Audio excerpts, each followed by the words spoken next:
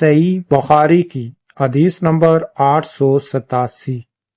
رسول اللہ صلی اللہ علیہ وآلہ وسلم نے فرمایا کہ اگر مجھے اپنی امت یا لوگوں کی تکلیف کا خیال نہ ہوتا تو میں ہر نماز کے لیے ان کو مسواک کا حکم دے دیتا۔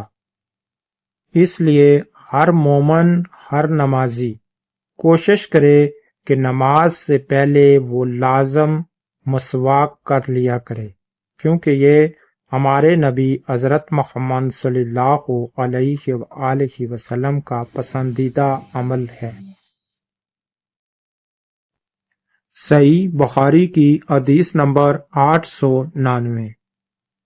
نبی کریم صلی اللہ علیہ وآلہ وسلم جب رات کو اٹھتے تو منہ کو مسواک سے خوب صاف کرتے۔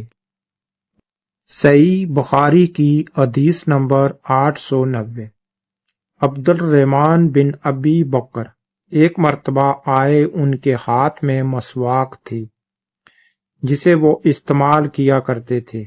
رسول اللہ صلی اللہ علیہ وآلہ وسلم نے بیماری کی حالت میں ان سے کہا، عبد الرحمن یہ مسواک مجھے دے دو۔ انہوں نے دے دی۔